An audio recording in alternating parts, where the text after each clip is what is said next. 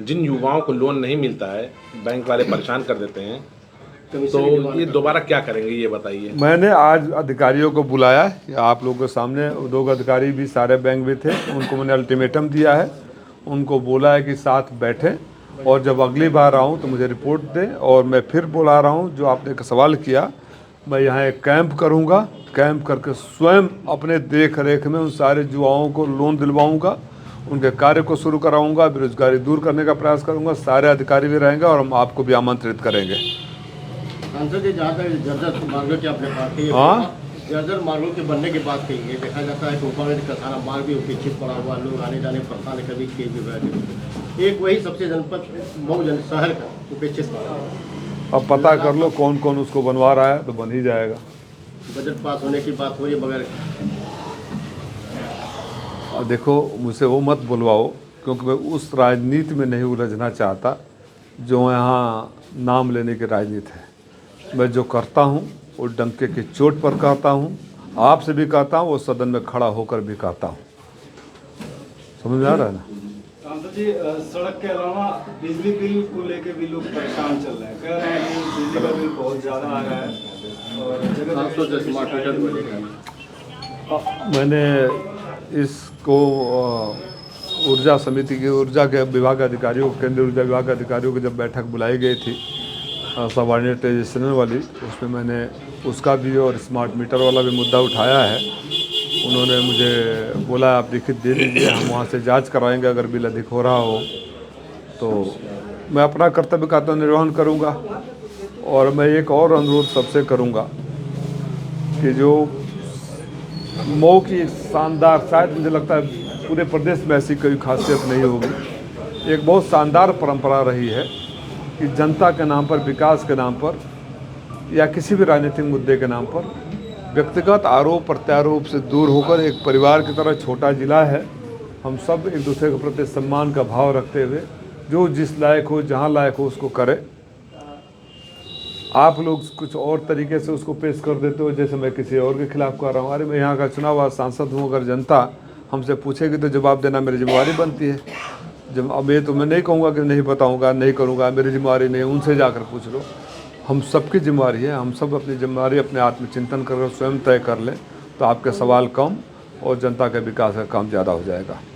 Smart meter को लेकर पूरे देश में हाहाकार है, जिसमें एक खबर आ रही है कि राजस्थान सरकार ने उसे वापस ले लिया। मैंने बोला, मैंने स्वयं बात किया है, एक पत्र लिख रहा हूँ, क्या नहीं हो रहा है। यहाँ आप लोगों को एक मुद्दा शायद नहीं पता होगा, जिसमें केंद्रीय जल शक्ति मंत्री भी घिरे हुए हैं।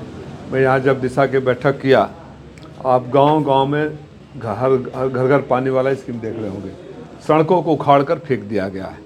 कहीं जहाँ मरीज अगर अस्पताल जाना होगा तो रास्ते में मर जाएगा, किसी बेटी बहन को डिलीवरी होगा तो रास्ते में हो जाएगा, ऐसी हालत हो गई है। जब मैंने अधिकारियों को यहाँ टाइट किया और आंकड़े मांगने लगे तो आनाकानी करने लगे। जब आंकड़े मांगा कि किस कंपनी को यहाँ काम मिला है, वो भी बहुत बड़ा मुद्दा है। आप लोगों से भी चाहूँगा कि इसको तवज्जो दें कि किसको से काम मिला। तो यहाँ 3 कंपनियाँ काम कर रही है, पहली गुजरात की, दूसरी राजस्थान की, तीसरी हैदराबाद की। मैंने पूछा कि किस कंपनी को सबसे पहले काम मिला है, सबसे पहले ख़राब क्या, किसका काम रहा है और किस पर कार्रवाई हुई है। तो मुझे बताया गया, बहुत दबाव डालने के बाद डरे हुए अधिकारियों ने बताया कि सबसे पहला काम गुजरात की कंपनी को मिला, सबसे ज़्यादा काम गुजरात की कंपनी को मिला, सबसे पीछे काम गुजरात की कंपनी को है, सबसे ख़राब काम गुजरात की कंपनी को है, और फाइन गुजरात की कंपनी पर नहीं लगा है, बाकी दूसरी कंपनी पर एक पर लगा है। मतलब वज़ीर मैंने सवाल कर दिया पार्लियामेंट में, वहाँ से गोल मोल जवाब आ गया कि एक खाली डिले है, उस पर लगा है, बाकी अच्छी काम कर रही है। तो जिस पर फाइन लगा है उसको ख़राब काम कर दिया गया, और जो गुजरात की है, जो सबसे ख़राब सबसे पहले उसको लिपापोती कर दिया गया। ये तो गलत जानकारी दी हुआ ना सदन में। 2-3 सवाल है, अभी आने वाले सदन में उठाऊंगा। मंत्री को जवाब देना पड़ेगा कि गुजरात में या किसको बचाने के लिए आपने गलत जानकारी सदन को भ्रमित किया। दूसरी, सिर्फ गुजरात के इसलिए इसके ऊपर फाइन न लग रहा है। और तीसरा, मैं यहाँ सरकार से पूछना चाहता हूँ, यहाँ के सरकारी जनप्रतिनिधियों से पूछना चाहता हूँ कि हे मेरे मालिकों, हे दिव्य पुरुषों, हे महापुरुषों, आपकी आत्मा आपसे पूछती नहीं है कि आप बेरोजगारों के प्रदेश से हैं, बेरोजगारों के इलाके से हैं, और कोई भी ठेका यूपी में किसी को नहीं मिल रहा है, सब गुजरात और राजस्थान और वहाँ मिला है जहाँ भाजपा की सरकार है। क्या हमारे प्रदेश के लोगों को खुश होने की ज़रूरत नहीं है? वो पैसा हमारे प्रदेश में इसकी ज़रूरत नहीं है? हमारे नौजवानों को ठेके मिलने की ज़रूरत नहीं है? ये बाहर से कंपनियां आती है, ठेका लेती है, नौजवानों को पकड़ती है, लालच देती है, पीटी कॉन्ट्रैक्ट का काम बिना लिखा पढ़ी का देती है, पैसा उतार कर भाग जाती है। हमारा नौजवान कर्जे के जाल में फंस जाता है और कोई प्रतिनिधि कुछ नहीं बोलता। मतलब आपका इशारा इनडायरेक्ट वजीर आजम पे है कि गुजरात से वो भी इनडायरेक्ट या डायरेक्ट, इसको जो समझिए, मैं तथ्य बोल रहा हूँ। तथ्य में ऑन रिकॉर्ड है कि गुजरात की कंपनी यहाँ मऊ में काम की, सबसे पहले काम की, सबसे खराब काम की, दूसरी कंपनी के ऊपर फाइन लगा, उसके ऊपर फाइन तक नहीं लगा, और मंत्री ने सदन में झूठ बोला है, लिखित झूठ बोला है। अब वो झूठा जवाब नीचे से गया है कि मंत्री ने फैब्रिकेट किया है, इसका जवाब मंत्री जी को सदन में देना पड़ेगा। मैं राजीव राय हूँ, मुझे घुमा फिरा कर बेवकूफ़ नहीं बना सकते, मुझे दबा नहीं सकते। मुझे अगर ऐतिहासिक रूप से आज़ादी के बाद इतने वोट से तो कोई नहीं जीता था, ऐतिहासिक रूप से अगर यहाँ के मालिकों ने मेरे ऊपर भरोसा जताया है तो मेरी जिम्मेदारी भी उतनी बड़ी है कि यहाँ के हक की लड़ाई लड़ूँ, यहाँ के हुकूक की लड़ाई लड़ूँ, यहाँ के हित की लड़ाई लड़ूँ, न डरूँ, न झुकूँ, न दबूँ, न बिकूँ।